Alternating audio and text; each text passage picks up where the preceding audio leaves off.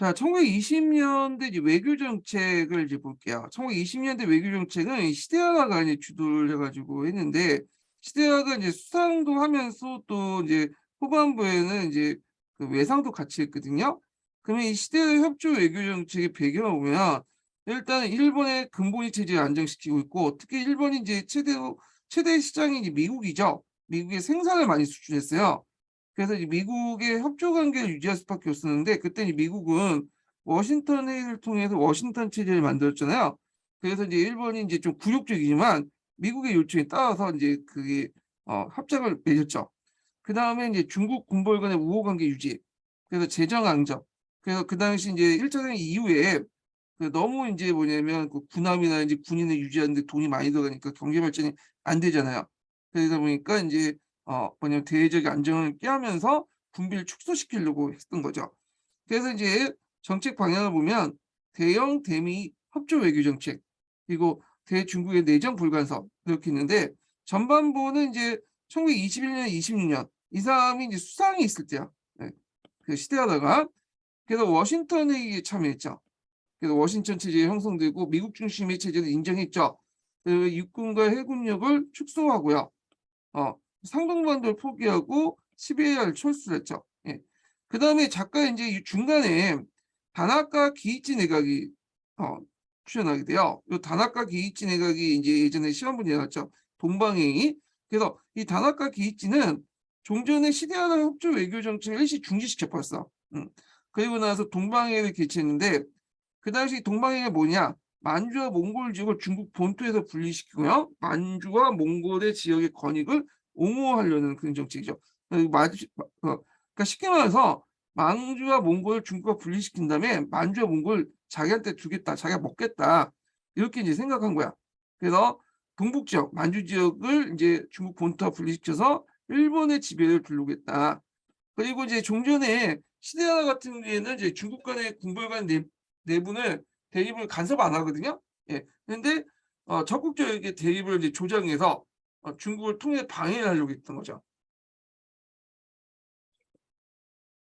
그래서 그때 이제 북벌군이 이제 올라왔는데, 그걸 막기 위해서 그 상동 출변을 강행해요. 세 번에 거쳐서 이제 강행했는데, 겉으로는 자국 및 보호의 명분이지만 이제 그 당시 북벌군을 막기 위한 거죠. 그때 이제 3차 출병 때 제남 사건이 발생되죠.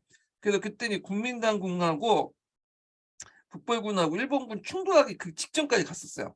근데 이제 국민당군이 제남을 이제 뭐냐 의외로 그냥 일본군을 놔두고 계속 북벌하게 되죠. 자, 그래서 이제 있고, 결국에는 이제 북벌군 계속 올라가니까 그 당시 그 장자림, 그러니까 일본군 강동군의 뒷배를 뭐냐 받았던 장자림이 더 이상 북경을 사수하기 어려우니까 이제 북경을 버리고 자기 원래 근거지였던 그 만주 지역으로 돌아가려고 하죠. 그때 이제 이때 그 간동군이 개입을 하게 돼. 간동군이. 그래서 강동 모중대 사건이 나서 장자림 폭사 사건이 나게 돼요. 그 장자림이 죽고 하는데, 아마 이제 장자림이 이제 올라와서 만주에 들어가면 국벌군도 같이 따라올 거라 생각해갖고 이제 장자림을 죽인 것 같아요. 결국에 장하장이라는 사람이 이게 중국사하고 예전에 얘기했죠. 자기 아버지가 죽으니까 어디로 기속했어요. 국민당으로 기속됐죠. 그래서 동북 역치라고 하죠. 이걸 동북 지역에 그 길을 바꿨다. 그 만주기에서 청청백일기로 바꿔버리죠. 예. 그리고 나서 이제 이걸 듣고 나서 그 당시 이제 시도이토 청왕이 열받은 거야. 예. 통치를 왜 그 강동군이 멋대로 행동을 하는 것을 통제를 못했냐. 그래서 다나카 기이치가 내각에 사퇴를 하거든요. 그리고 나서 다시 이제 하마구치 내각인가? 뭐 하여튼 새로운 내각이 등장해요. 그리고 이때 이제 뭐냐면 외상으로 다시 침입해가지고 뭐냐면 시대가 협조 외교를 이제 하게 되는데, 그때 이제 1931년에 런던 회의가 있어요. 런던 회의는 이제 군함 외에도 보조함 같은 거 있죠. 숙량함이나 구축함이나 이런 것들을 이제 감축을 수용했고요. 그다음 중국의 간세 자주권 인정했죠. 그래서 이렇게 협조 외교 정책을 했다. 중간에 전반부 후반부 중간에 다나카 기이치가 했고, 그 당시 시대나 협조 외교를 부정하는 그런 정책들을 했죠. 그리고 동방해를 개최했는데 이 동방해에 관련된 내용이 이제 기출문이 나왔던 거고요. 그다음 서울부나 아시아사에도 동방해가 나와요. 예. 그래서 제가 이제 강독 강의할 때 그 부분에 얘기를 했거든요. 예. 요거 이제 봐두시면 돼요. 근데 이제 이거에 대해서 군벌, 그다음에 군벌은 영약 외교다. 그래서 되게 비난했고, 특히 이제 통수권 간번 문제에 대해서 이제 했죠. 이 통수권 간번 문제는 그 앞부분에 있어요. 요거는 이제 그 있는데 잠깐 이거 설명할게요. 요건 통수권 여기 있죠. 그다음에 1930년 런던 군축회에서 일본 정부는 군부의 해군 강경파의 마지노선에 제시한 비율을 채우지 못하고 조인하는데, 그때 이제 그 군축회에서 이제 뭐냐면 구축함, 순양함, 그러니까 전함급 밑에 있는 전함들 있죠. 얘네들을 이제 뭐냐면 그 3대 3대 1로 입히죠. 여기는 이제 일본이잖아요. 여기는 영국과 미국이고요. 그러다 보니까 이제 이거에 대한 해군과 우익들, 야당들이 반발이 일어났어요. 이거는 이제 굴욕외구다. 그리고 나서 이제 뭐냐면 통수권 간번 문제를 제기한 거야. 군부 내에서 해군 해군 강경파들이. 통수권 간번 문제는 뭐냐면 보통 이제 청왕이 있죠. 청왕이 있고 이제 보통 이제 그 청왕 밑에 청왕이 이제 그 권한 중에 뭐가 있냐면, 청왕의 권한 중에 군 통수권이 있어요. 군 통수권. 군 통수권. 그래서 이제 통수권이 있는데, 이 통수권 안에는 이제 뭐가 있냐면 군령권과 군정권이 있어요. 예. 근데 청왕이 통수권 갖고 있지만 실제로 이제 뭐냐면 청왕이 이걸 행사하지 않죠. 왜냐면 청왕 자체가 이제 전문성이 없잖아. 그러다 보니까 그 밑에 있는 그 대신들에게 그걸 이제 임명하는데, 자, 군령이라는 건 뭐냐면 이제 그 군령은 그 뭐냐면 작전을 하고 그다음에 군대 이제 뭐냐면 전반적인 업무, 그러니까 지휘를 하는 권한을 얘기하고요. 군정이라는 것은 이제 군대 인사나 재정이나 그런 것들을 관리하는 거야. 예. 그러니까 군령권을 이제 행사하는 곳은 어디냐면 그 육군이나 해군 관련된, 그래서 육군성하고 해군성에서 하는 거고, 군정은 이제 뭐냐면 내각에서 하는 거죠. 내각에서 돈 문제와 관련돼 있으니까. 예. 그래서 내각 입장 볼 때는 이제 군정권을 행사한 거지. 왜냐면 이게 그 함대수 결정을 하는 것은 내각이 하는 거잖아요. 돈 문제니까. 근데 이제 이거에 대해 육군이나 해군부, 특히 해군부의 입장은 이건 청와대가 갖고 있는 군통수권을 침해하는 거다. 왜냐하면 너희들이 이제 청와대의 명령은 이게 아닌데 너희들이 왜 독자적으로 청와대 신령을 안 받고 이걸 하게 되냐, 이렇게 주장을 하게 된 거야. 예. 그래갖고 이제 하여튼 그 이거는 청와대 대권 사항이기 때문에 너희들이 함부로 결정할 수 없다, 이렇게 주장한 거야. 근데 이제 해석 문제가 있는데, 일단은 청왕이 이제 위임을 했잖아요. 이렇게 군령권, 군정권 각각. 군령권은 육군과 해군에서 행사하고, 그다음 군정은 내각에서 이제 행사를 하는 건데, 이때 이제 위임을 어느 정도 했느냐는 거죠. 네. 그래서 내각에서는 이제 어떤 정책을 결정할 때 청왕의 뭐냐면 먼저 사전 보고를 한 다음에 이걸 뭐냐면 허락을 받고 해야 된다. 그런 게 뭐냐면 그 해군성의 논리고, 그런데 만약 내각에서는 이미 이제 청왕이 이제 위임을 했기 때문에 모든 걸 다 바뀌었다. 결제할 필요 없다. 이렇게 되는 거야. 근데 이제 이거에 해군 입장 무슨 말이냐? 이거는 너네들이 통수권을 침범하는 부분이다 하면서 통수권 간번 문제를 이제 제시를 한 거예요. 그래갖고 이제 지네끼리 치고받고 싸우게 되거든요. 예. 그래서 이제 이걸 통수권이 이제 뭐냐면 문제를 가지고, 간번 문제를 가지고 군부가 이제 그 당시 정부 내각 수반을 내각을 공격하는, 그리고 그 군부가 이제 그 내각의 예산을, 군부 예산을 이제 군대 예산을 내각이 장악한 건데, 이걸 뭐냐 간섭하는, 통제하려고 하는 그런 것들이 이제 계기가 됐다, 이렇게 기억을 해두시면 돼요. 이게 통수권 간번 문제야. 통수권을 행사를 어떤 식으로 해갖고 하냐, 위임 정도가 어느 정도 이제 권한을 받느냐, 그걸 가지고 얘네들이 싸웠다, 이렇게 보시면 되겠죠. 자, 그래서 이제 이렇게 이제 한번 좀 했고, 그 다음에 이제 뭐 여기 이런 관련된 내용을 한번 쭉 읽어보세요. 그냥 나중에는 뭐 그 정당 정치가 이제 부정돼서 2차 세계대전 때는 대정 이청회 같은 걸 설립해서 아예 이제 뭐냐면 그냥 의회를 그냥 뭐냐면 완전히 말살시키죠. 예.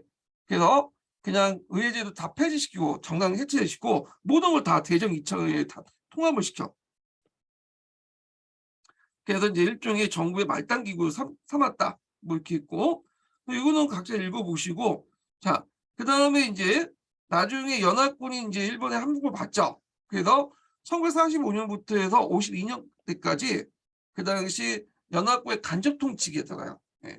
그래서 그 당시 이제 누구야 메가더가 와서 극동상부가 일본을 통치를 하죠. 그러니까 일본이 이제 그 당시 정부가 있었죠.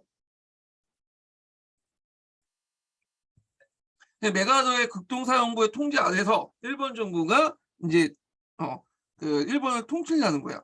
예. 그런 식으로 이제 일종의 있다가 진정으로 이제 독립하기 시작한 거는 뭐냐면 뒤에 샌프란시스코 강화이죠. 미국의 이제 군정에서 벗어나서 이제 완전히 독립하게 된 것이 샌프란시스코 강화 조약인데 그 중간중간에 뭐 이제 뭐냐면 청왕이 이제 스스로 신격을 부정하는 인간선언도 있었고 그다음에 공직 추방령이라는 거 있었죠. 그 군인을 포함한 전쟁 시기 때 정치 지도자, 군국주의자들 21만 명 파면했고요.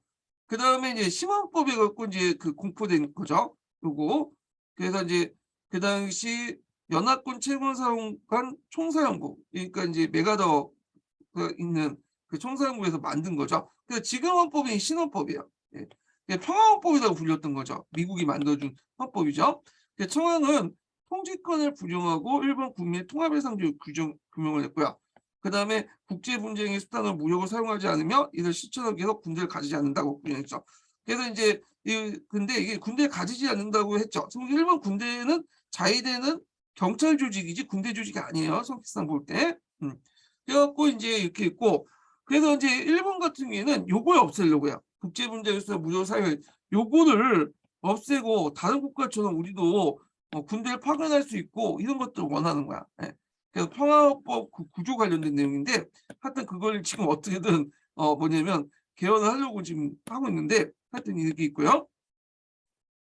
그래서 이제 6.25 전쟁이 큰 이제 시발점이 됐죠. 6.25 전쟁에서 이제 일본의 국제연합군의 군수물자 보급기지가 되면서 그 당시 미국이 정책이 바뀌어져. 미국이 일본을 일종의 농업국가 만들어가지고 그냥 전력 군대도 이제 최소한 경찰 수준밖에 안 갖게 하고 뭐 그렇게 하려고 했는데 이 6.25 전쟁이 일어나니까 이제는 일본의 가치가 올라가는 거야.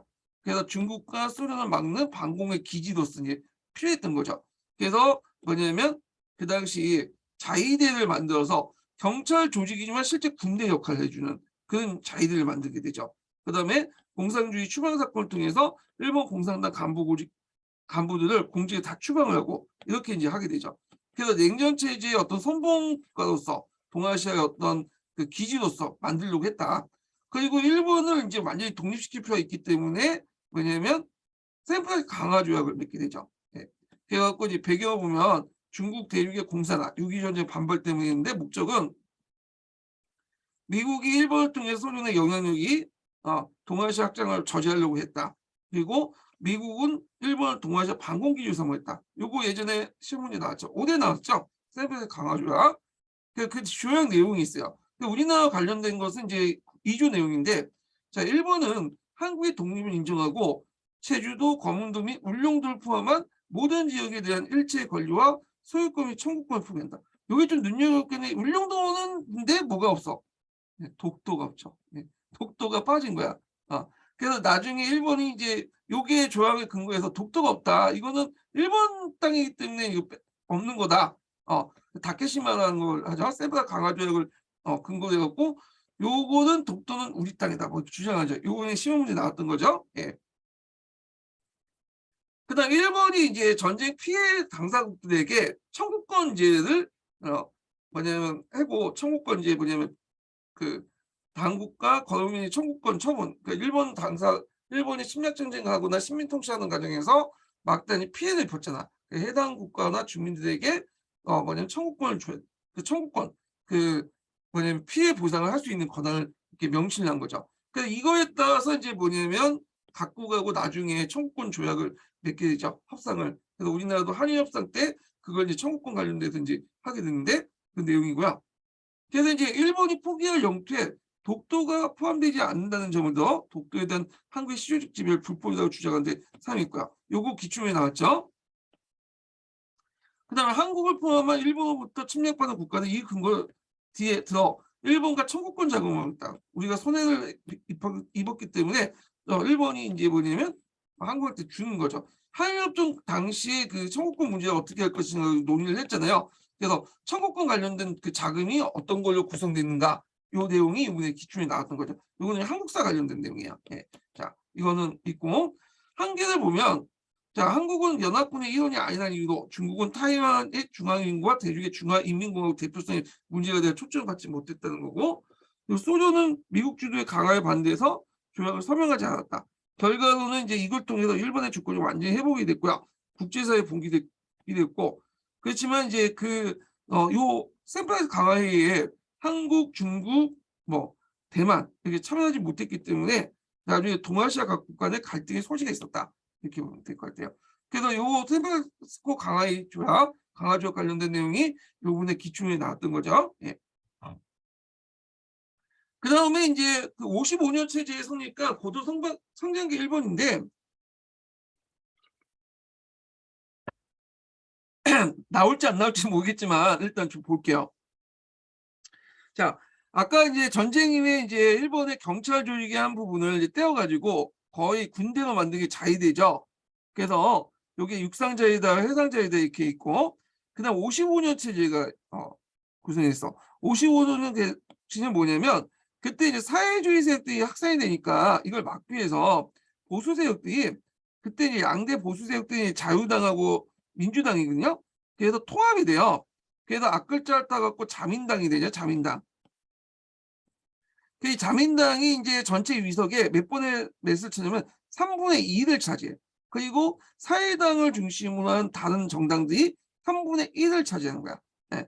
그래서 자민당이 전국적으로 안정적인 국정 운영을 할 수 있으면서도 또 평화헌법을 이제 뭐냐면 개헌저지선이 이제 3분의 1이잖아.